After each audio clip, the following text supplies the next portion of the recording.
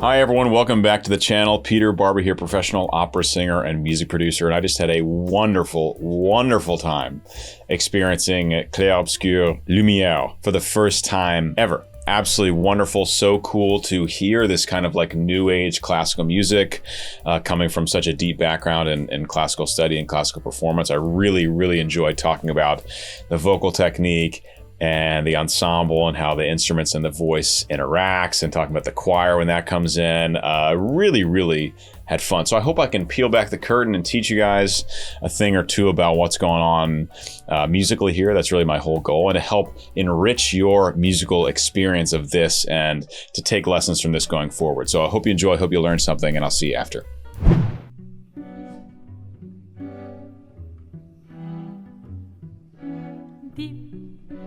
Dam, dadilam, vacarme, s'en va dans lumière éternam, et Gustave dom guardiam, didim, dididididam. Ooh, this is in my wheelhouse. Wow, very cool. Okay, love the pizzicato we have on the cello, I believe, and then we have these bum, bum, bum. We have these pulses from the rest of our small chamber ensemble here.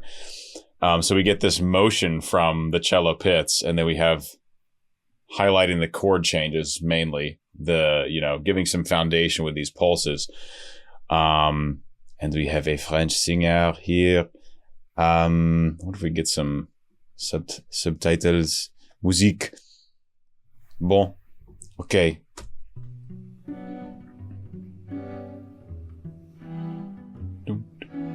Dim, dam, dadilam, vacarme, s'en va dans lumière éternam. Well, it's giving me the French titles. I'm not fluent in French. I've sung in French a lot as a professional opera singer, but I am not fluent, hélas. Okay, so we also, speaking of that, we have now we're not getting a full operatic treatment, but we, of course, are getting a vocal technique that is based in the classical world. And you get that with just a little bit of warmth in the sound. We get a little bit of vibrato at certain notes. Now, I'm going to assume that's going to open up later, and I'll be able to talk more about it. But it is also very lovely for this. Voice and chamber ensemble is very much a setup you can have in the classical world, especially with early music. When we talk about like Handel stuff or Monteverdi or some of these much earlier, 17th century or earlier pieces where it's pretty much chamber group, which basically means small orchestra, chamber ensemble. It's a long way to go to the Romantic period and the Verdis and the Wagners that have, 80, 100 piece orchestras, right? We're not dealing with that with early music. And this has a very early music feel to it. Except in terms of composition, it feels very Romantic period, but in terms of the ensemble and the voice, it feels very much more like early music. Distinction. S'en va dans lumière éternam, et Gustave classical guitar. Didim, dididididam, lutes sera dorinam, seram. It's just beautiful. And when I say classical guitar, it's not a different kind of guitar necessarily, but it's the approach and the technique. You often have, it's not campfire guitar where it's, 3 chords and the truth. It's individually played melodies on the guitar, all picked. We get that. So classical guitar style, not necessarily a classical guitar by instrument.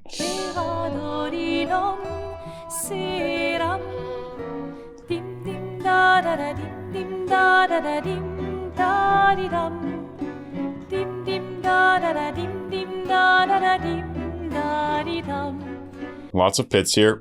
Bum, bum, bum, bum, bum, bum. And we also get some of the instruments in here kind of lining up with the vocalist.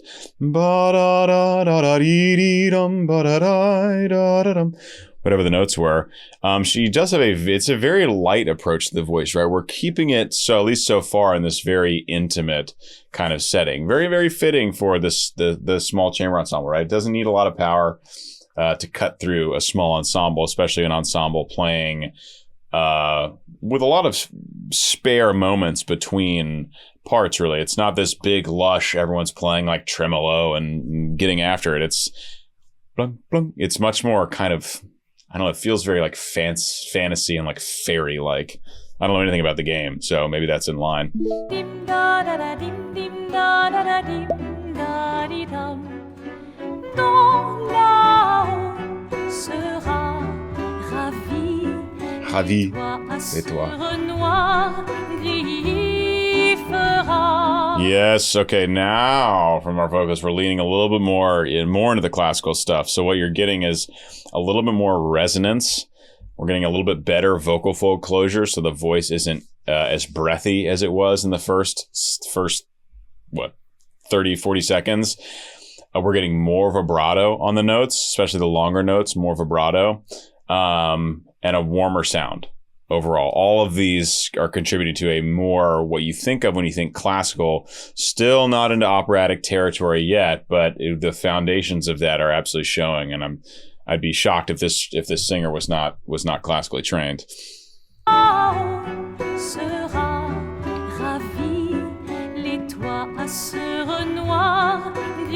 Ce Renoir.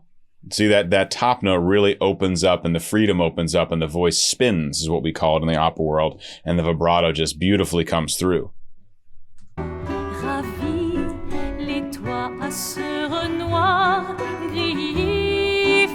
Oh, that's how you know she's classically trained. Look at how she's approaching this E vowel. E, it's much more like, I think it's an E. I was going to say it sounds like the French E, but I don't think it is a French E, even though this is in French. I think it's an E vowel, but what you do often as a classical singer or an opera singer on E, a very bright vowel, E, is you round the lips, you extend the vocal tract to create a warmer sound around that E vowel. Because if you go from like a nice rounded oh, and then you go to a bright E, oh, E, doesn't sound good. But if you go oh, E, then both of those vowels are much more in line. And what you want, especially as an opera singer, when you're trying to get maximum resonance all the time, because you just won't be heard in an opera house without it, is you want much more vowel homogenization, where you don't want to be moving much as far as tongue position and mouth position, going from vowel to vowel, so that the vowels are intelligible, but they don't fall out of resonance, is what you call it. So watch how she sings these E vowels. You can see her rounding her lips.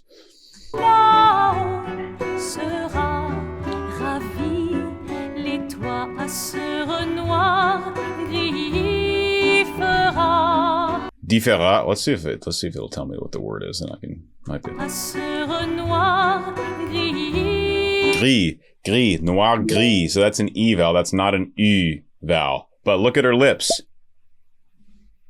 It's a little bit more. They're rounded. They're intentionally rounded. Look at that. Clair obscur, trouble de rature, Clair obscur, bordé aux peintures, trouvera sans elle. Oh, the two-part harmony is beautiful, and I love that we have a violin, I think. Yum bum bum ba-da-dum bum bum ba-da-da-da-dum. We have a violin mimicking the lead vocal line. So we have female lead vocal, we have violin mimicking that voice. Either the same octave or an octave up. Probably the same octave, actually. And then we have a tenor harmony, which is going to be lower in this case.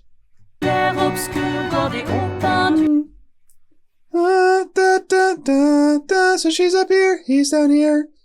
I'll go back a little bit. I love the introduction of this harmony. Here we go.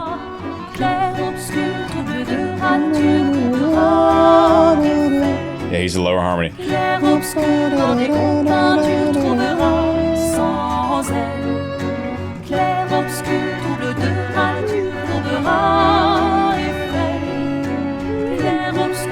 des hauts pas tu trouveras sans elle. I believe our violin took a higher harmony on this second pass through here. This is beautiful. I love how much motion has been introduced into this. I guess we'll call it some kind of chorus. It is the title of the song, Clair Obscur. And we have so much, there's just so much more motion than we had at the start. At the start, all we had was the cello on the pits. And now we've got all this motion coming through. Clair obscur des hauts pas tu trouveras sans elle. Oh, clair, obscur, trouble, rature. That's just a beautiful, light, classical approach to the singing. Right, so every note is gently attacked. We have a coordinated onset. We have the vibrato that comes in immediately and shimmers throughout. And it's just so easy and free. Again, not going for power and resonance here, but being able to sing quietly with a clean onset and have that really consistent vibrato is just a telltale sign of a very well-trained singer coming from a classical background. And then we get the instruments pulled away. We get the ensemble pulled away, and we go to just piano and voice, which is very much like a recital setting in the classical world. Typically for art song, which is classically written songs for voice and piano that are not from operas. In operas, they're called arias. The songs from operas are called arias. Outside of operas, typically called art songs, classical art songs. So we get that here, and this is very much an art song vibe.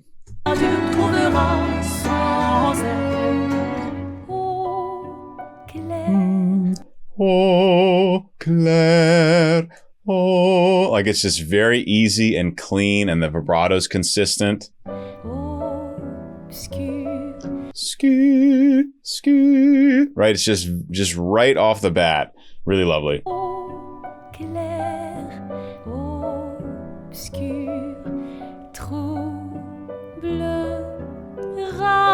Ra. And she's doing the true guttural French R's. Ra, ra. In opera, typically, we'll flip the R. Ra, ra, because it's easier to sing. The guttural R can get a little stuck in the throat. Again, when you're performing in an intimate setting like this, it matters not nearly as much. If you are fighting with a big romantic orchestra, like if she was singing in Faust or something, then probably would be flipping the R's. Even a native French speaker's probably going to flip the R's in an operatic setting purely for resonance and being heard in the back of the theater. But in this setting, we get to hear the language in a more organic way, which is with that ra, ra, that guttural R.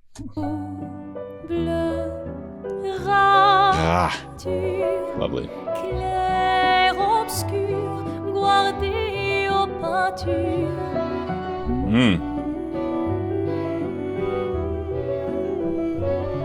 Look at this little back and forth exchange we have between vocalist and viola, possibly? I couldn't see which instrument was doing it, but our singer will have a little riff, and there will be a little solo riff from one of the stringed instruments, and then another little riff, and then a solo riff, and then our singer goes into this moment of just humming, and we get a little more movement in the strings as well. Right here. Clair obscur, guardé aux peintures. Right when our singer finishes the phrase, we get that little motif. Violin.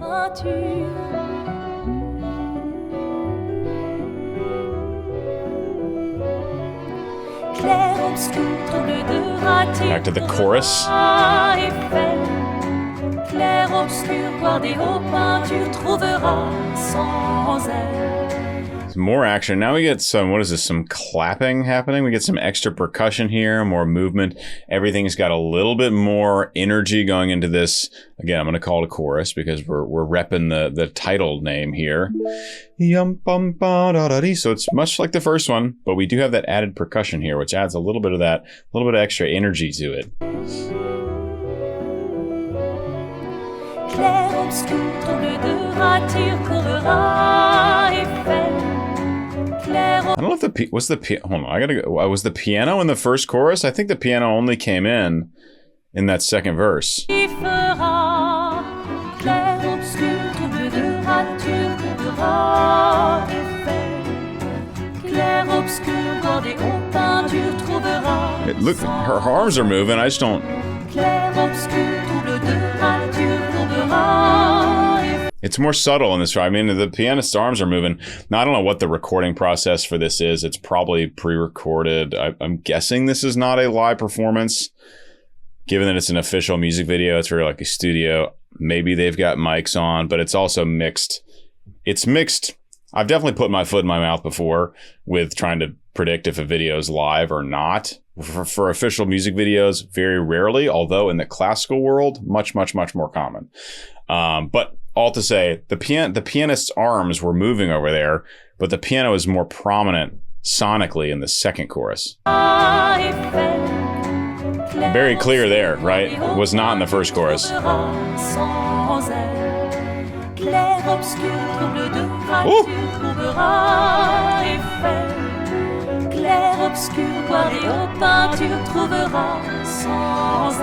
Listen to this action in the high and the very much the treble part of the piano. We're getting so much movement here, some virtuosity.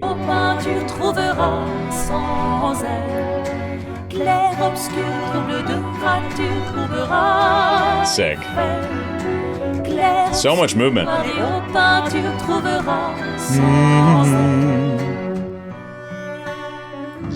Oh. Yes, cellist.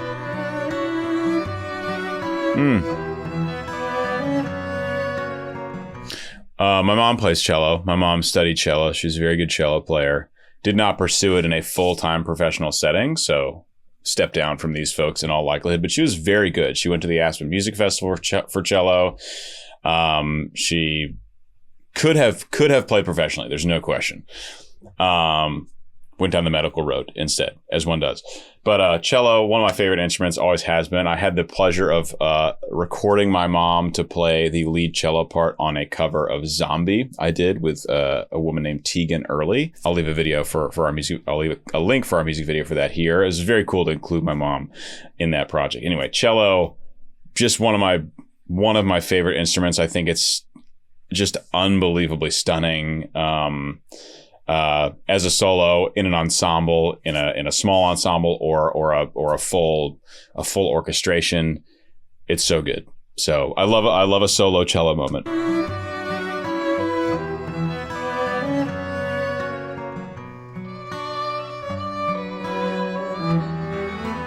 And the two together, I mean, oh.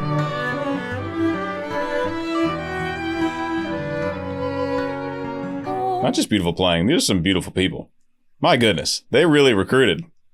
They recruited for this video game. They can play. They look great while they're playing. It's phenomenal. Stunning. Top to bottom. Stunning.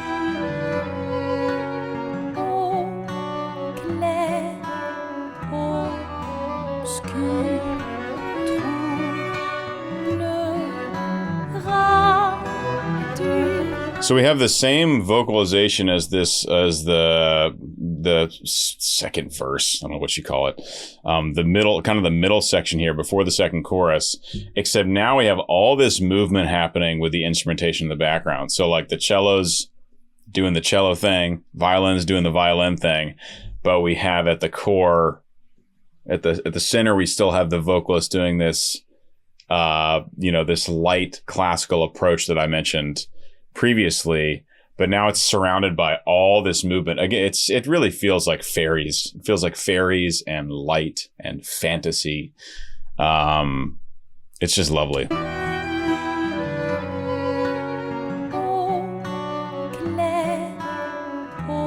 See all the movement still going in the background.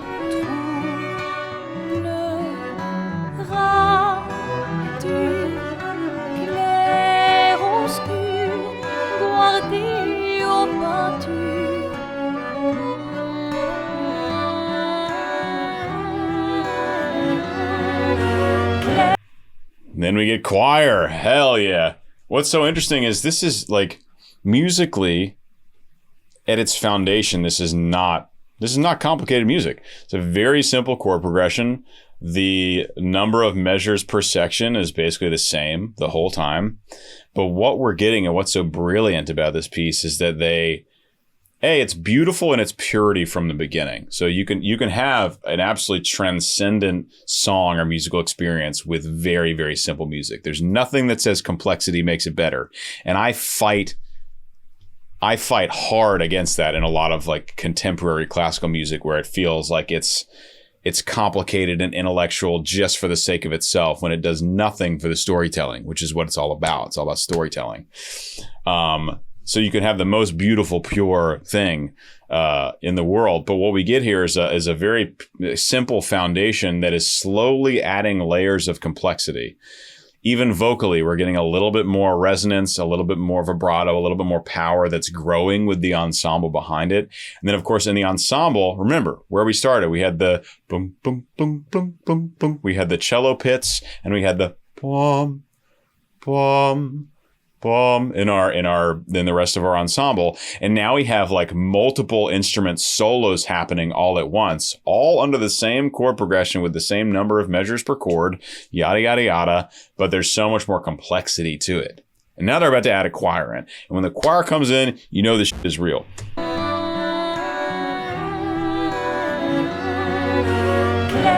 Oh, and listen to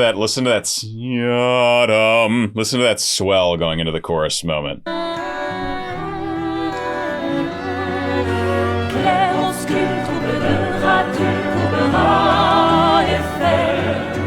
Clair obscur, noir et haut, peinture trouvera sans elle. Clair obscur, trouble de rature, courbera effet. Clair obscur, noir et haut, peinture trouvera sans elle. I mean, just absolutely lovely when you have a live, organic, epic choir. Soprano, alto, tenor, bass. It's not a huge ensemble. It's just enough for this song. You have kind of this would be a chamber choir ensemble, right? You have a chamber orchestra here, small, maybe 8 to 10 piece. I didn't really get a good look at it. And then you have a chamber choir, which is typically going to be 8 to 20, maybe 8 to 20 singers at most. And a chamber choir with a perfect blend. Now, they're not doing, their goal here is not perfect, like, sustained blend, right? They're really adding to what the lead singer is doing. But in a chamber ensemble, you think of like Voces 8 or the King Singers or Chanticleer. These unbelievable choirs I've had the pleasure to work with and watch perform. That blend, that perfect blend of human voice in a chamber choir setting, I think is my favorite sound, period. I think it's my favorite sound in the world. So chamber choir rules. This is like a small version of an epic choir more because just the nature of what they're singing, right? They are structurally adding to the intensity and the excitement of this piece by singing what our lead singer is singing, but in a 4-part harmony, presumably. Clair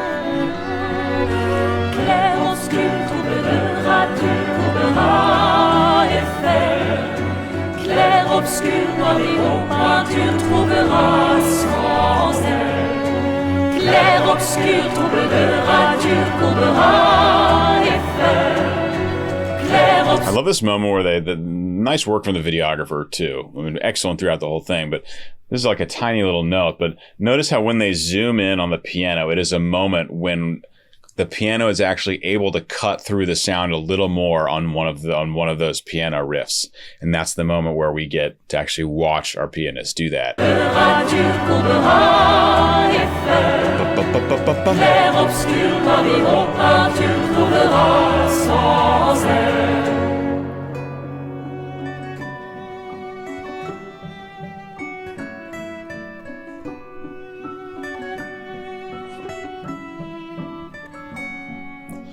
So we're very close now to where we started the piece musically.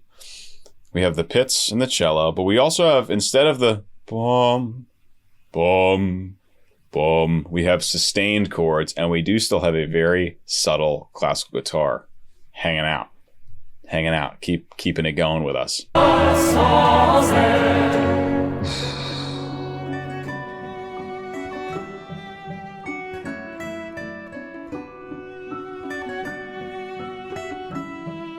Yes, viola.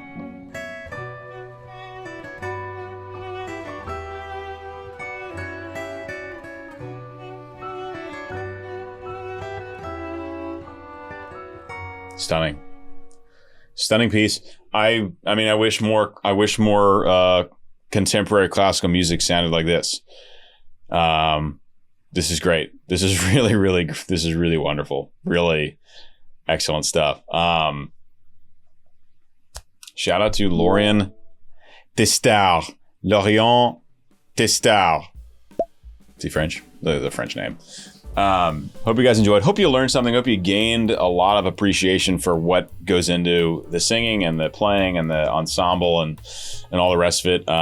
You know, I've been in the professional classical world for a long time, and I trained in it a long time before that. So this is the kind of thing that I can really talk about. I can go a whole lot deeper if you guys want that. I try to keep these videos to half an hour or less, typically, if the original video is only 3 or 4 minutes. A digestible amount of analysis, hopefully.